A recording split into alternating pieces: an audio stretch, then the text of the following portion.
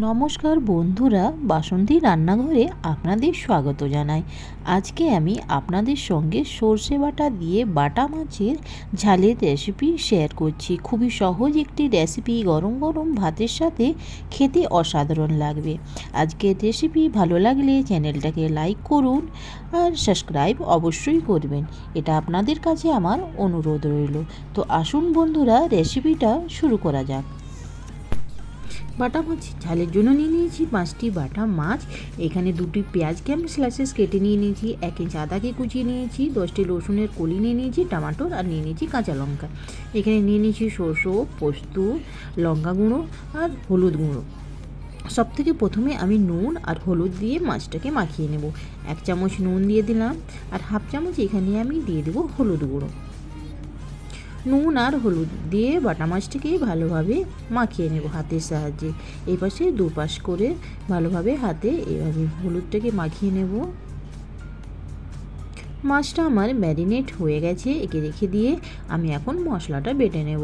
এখানে আমি দিয়ে দেব 2 চামচ সরষে, 1 চামচ আমি এখানে দিয়ে দেব পোস্ত দিয়ে দিলাম। এখন আমি দিয়ে দেব আদা কুচি, রসুন দিয়ে দিলাম এখানে, আর আমি দিয়ে দেবো 5 থেকে 6টি লঙ্কা। আপনি আপনার টেস্ট হিসাবে লঙ্কাগুলো দেবেন। একে এখন ভালোভাবে বেটে নেব। এখানে 2 চামচ তেলকে আমি ভালোভাবে গরম করে নিয়েছি। একে একে করে বাটা মাছগুলো এখন আমি কড়াতে দিয়ে দেব। সবগুলো বাটা মাছকে আমি এভাবে দিয়ে দিলাম। এখন আমি ভালোভাবে একবার এইভাবে কড়াটাকে হিলিয়ে দিলাম, যাতে মাছগুলো কড়ার মধ্যে না লাগে। এক পাশ মাছগুলো আমার ভাজা হয়ে গেছে, এখন আমি অন্য পাশটা ভালোভাবে ভেজে নেব। সবগুলো মাছকে আমি আরেক সাইডকে এভাবে পাল্টি করে নেব। দুপাশেই আমি মাছগুলোকে ভালোভাবে মুচমুচেভাবে ভেজে নিয়েছি। মাছগুলো আমার ভাজা হয়ে গেছে, এখন আমি কড়া থেকে মাছগুলোকে বের করে নেব আর এখন মশলার জন্য আমি রেডি করে নেব।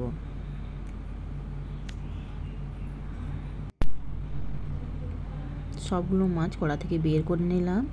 সেই তেলের মধ্যে এখন আমি দিয়ে দেবো পেঁয়াজ কুচি। পেঁয়াজের যে স্লাইসগুলো কেটে রেখেছিলাম সেগুলো এর মধ্যে অ্যাড করলাম। এখন আমি এর মধ্যে অ্যাড করব 1 চামচ নুন আর অ্যাড করব আমি 1 চামচ হলুদ গুঁড়ো। নুন আর হলুদ দিয়ে পেঁয়াজটাকে আমি হালকা ভেজে নেব। পেঁয়াজগুলো আমার ভাজা হয়ে গেছে, এখন যে আমি সরষে পোস্ত বাটাটাকে এর মধ্যে অ্যাড করলাম। গ্যাসের ফ্লেমটাকে আমি লো করে মশলাটাকে 10 মিনিট পর্যন্ত এভাবে ভাজবো। এর মধ্যে আমি দিয়ে দেবো 1 চামচ লঙ্কা গুঁড়ো। লঙ্কা গুঁড়োটা আমি ভালোভাবে মিক্স করে নেব। লঙ্কাটা আমার ভালোভাবে মিক্স হয়ে গেছে। এখন যে টমেটোর কুচি রেখেছিলাম সেই টমেটোর কুচিটা এর মধ্যে অ্যাড করলাম। 5 মিনিট পর্যন্ত আমি ভালোভাবে মশলাটা এইভাবে ভেজে নেব। মশলাটাকে আমি লো ফ্লেমেই ভাজবো। দেখুন মশলাটা আমার ভাজা হয়ে গেছে, মশলার সাইড থেকে তেল ছাড়ছে। এখন আমি এর মধ্যে অ্যাড করলাম হাফ কাপ জল দিয়ে আমি মশলাটাকে আর 1-2 মিনিট পর্যন্ত এভাবে নেড়ে নিলাম, যাতে মশলাটা যেতে কড়ার মধ্যে না লাগে। এখন আমি এর মধ্যে অ্যাড করব জল। যতটা আপনি গ্রেভি পছন্দ করেন সেই হিসাবে জল দিয়ে দিবেন। এখন মশলাটা ফুটে উঠলে এর মধ্যে আমি মাছগুলোকে অ্যাড করব।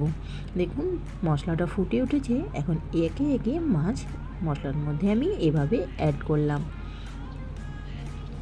সবগুলো মাছ দিয়ে দেব। মাছগুলোকে আমি ভালোভাবে এপিস ওপিস করে দেব, যাতে মশলাটা যেতে ভিতরের মধ্যে যেতে পারে মাছগুলোর ভিতরে।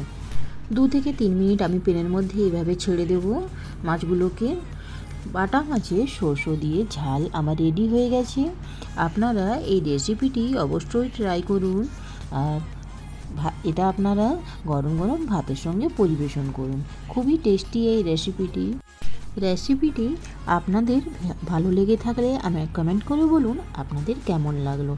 ভালো লেগে থাকলে আমার চ্যানেলটাকে লাইক করুন, শেয়ার করুন, কমেন্ট করুন আর সাবস্ক্রাইব অবশ্যই করবেন। এটা আপনাদের কাছে আমার অনুরোধ রইল।